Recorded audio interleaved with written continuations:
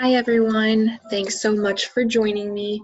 My name is Kenzie and today we're going to talk about the differences between informative and persuasive speeches and show some examples of different statements between the two and even some examples of when it might be a good time to use one or the other. When it comes to writing any form of a speech, the most important thing is to be prepared and have a good game plan or strategy in place, know what you're going to do. So we have to ask ourselves, what is the purpose of our speech? What are we trying to accomplish? Knowing ahead of time if it's going to be persuasive or informative is going to allow us to gather appropriate data and supporting documents so we can be prepared and confident when it comes time to finally give our speech. So let's dive in and talk about these key differences between informative speaking and persuasive speaking. Informative. So when it comes to informative speaking, we want to share information with the audience, either about a particular event that might be occurring, maybe a process we might be teaching them how to do, or even an object or a concept that we're looking at. Our main goal is going to be to educate our audience by gathering supporting material to better explain whatever it is that we're speaking about. So we are essentially the teacher in this case. In an informative speech, we will give the options to the audience, but we must remain unbiased. As hard as it might be, we have to remain unbiased about which options we might believe to be the best choice. We're leaving that up to them to decide. Our job in an informative speech is to explain each choice or the topic that we're talking about by giving the audience all of the facts and the data in hopes of expanding their knowledge.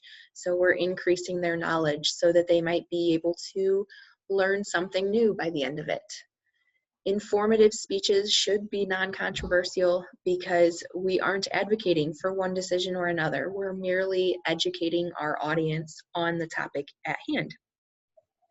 Most informative presentations are based on factual data that are sometimes supported by personal experiences that might help the audience recognize or resonate with the topic that we're talking about. Speaking of the audience, it is crucial that we acknowledge the level of comprehension and understanding that our audience may be at, and we tailor our speech to that level of understanding. So for example, I teach first and second year sonography students, and the terminology that I'm going to use when teaching my second year students who have a little more experience under their belts is entirely different than the terminology that I use when explaining things to a first year student. The first year students require more simple terminology, more simple examples in order to grasp a concept. So again, it is so important that we understand the audience that we'll be speaking to and we tailor our terminology and our speech to that level of comprehension. So this is an important aspect, not only when we're doing informative speaking, but remember to do the same thing when giving a persuasive speech as well. So as we get into persuasive speeches, this is going to be used when we want to encourage our audience to follow our specific beliefs.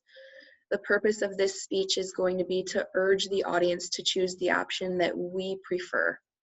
We talked about how an informative speech is going to be unbiased and it gives the audience all of the choices so they can make their own decision, they can come to their own conclusion.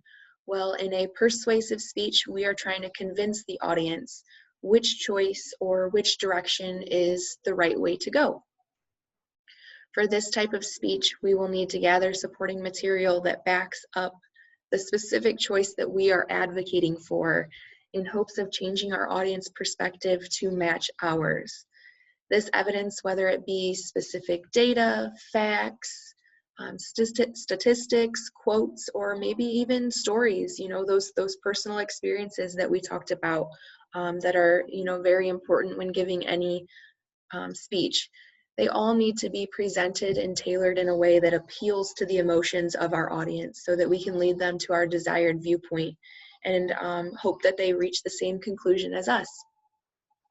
Just like informative presentation, It is, again, crucial to know our audience and tailor that data to better appeal to them specifically. It's also a good idea to prepare ourselves for any arguments that might arise.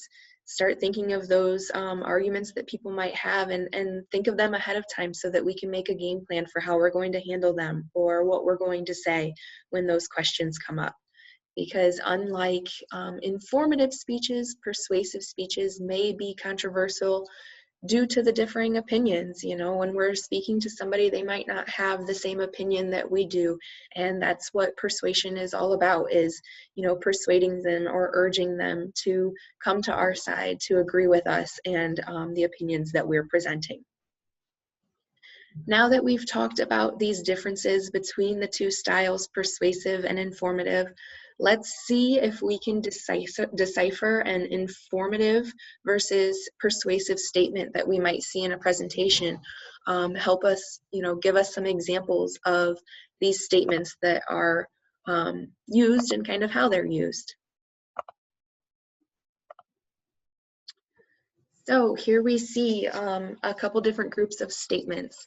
We have the Toledo Zoo has the best Christmas lights in the state, or the Toledo Zoo and Aquarium houses over 10,000 individual animals that cover 720 different species.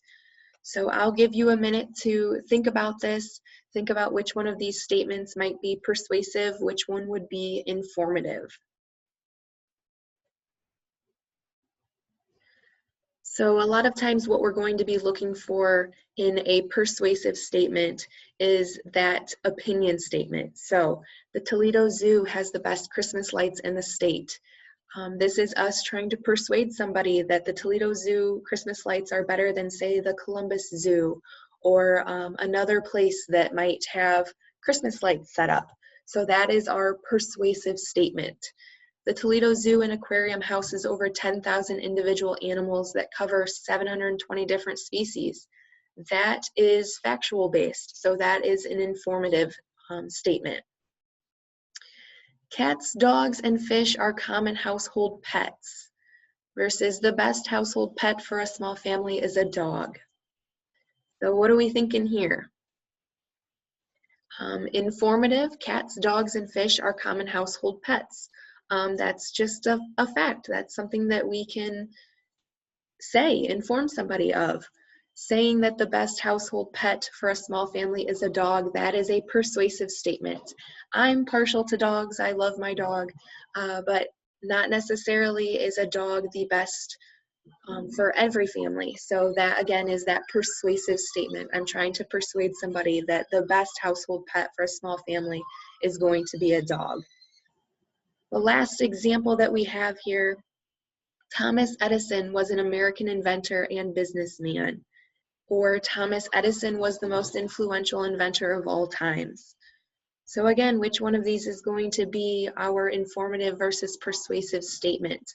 We're going to look for those opinion statements. So Thomas Edison was the most influential inventor of all times. That is an opinion statement. We're trying to persuade somebody that he was indeed the most influential inventor of all times. Where Thomas Edison was an American inventor and businessman, that's information. That's just an informative statement that we can make. It's not saying that he's the most influential or that he's the worst influential. It leaves out those opinions and keeps those biased opinions to ourselves. That's that informative statement that we would be making. So a couple different examples there that can help you decipher if the statements you are making are informative or persuasive and how you can use those in your specific speech. In the beginning, we talked about how preparing and having a strategy, no matter what form of speech it is that you're giving, is so important. We now know the differences between an informative speech and a persuasive speech, but it's important to recognize that the majority of the time in a professional setting, we're going to be using a combination of these two styles. So we're going to be using a little bit of informative along with a little bit of persuasion in the professional setting. Alex Lyon, a communication coach, has a great YouTube video explaining the differences between informative and persuasive speaking, and he addresses the importance of using a combination of these styles in a professional setting, and he gives us a couple good examples of times that would be a good opportunity to use both styles. So that's part of the video that I'm going to show you today. I'm not going to show the entire video. It's rather longer. So the video will be listed in my references at the end if you would like to watch the entire video, which I encourage all of you to do. But for now, we are just going to watch a small portion of it, giving us the examples of when it's a good time to use a combination of both styles.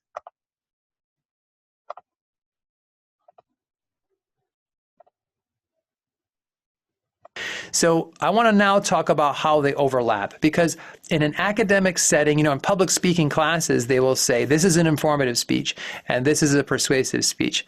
But really, in professional settings, you're almost always doing these at the same time. It's just depending upon what proportion they're in. How much are you persuading versus how much are you informing? So for example, if I am going to do even a straight up sales presentation, I have to bring people along with good information. I have to use I have to train them on how to do something.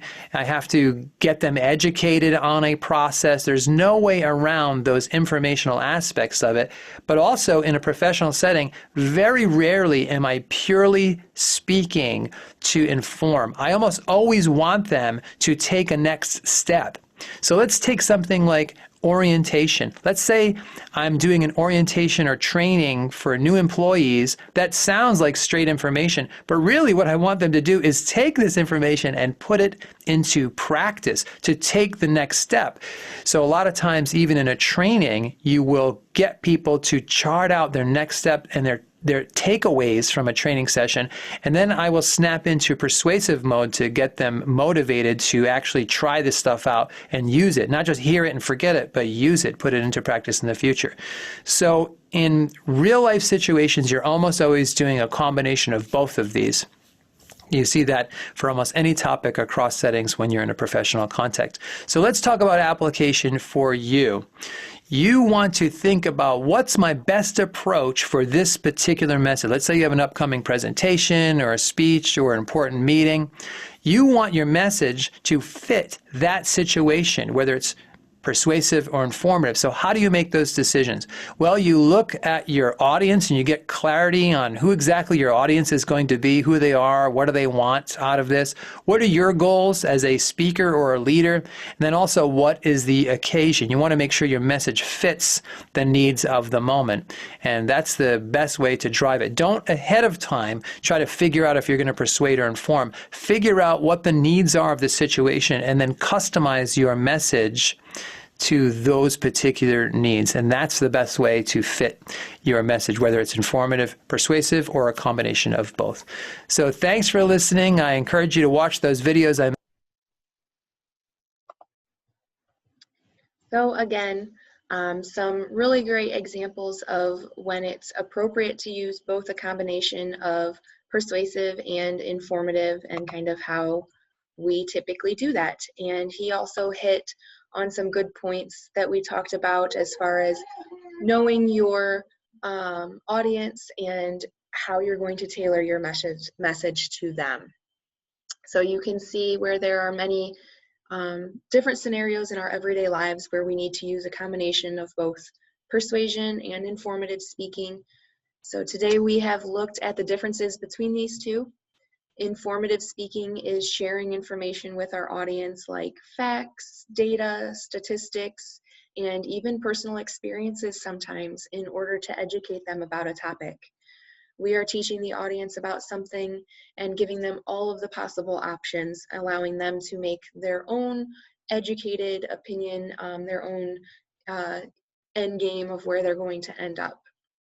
Persuasive speaking is encouraging the audience to choose the option we are advocating for by tailoring our evidence and data to support our specific belief.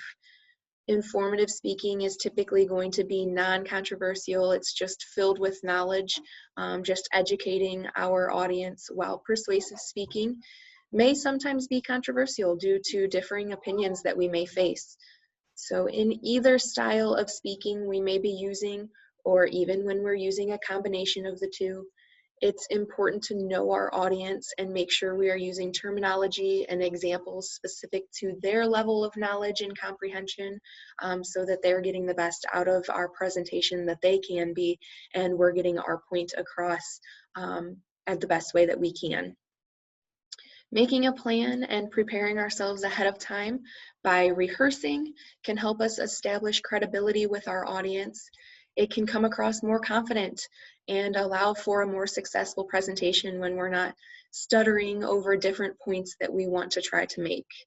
So I hope that you have learned a few things today about informative and persuasive presentations that you can start to integrate into your daily lives. And I have my reference page here for you all.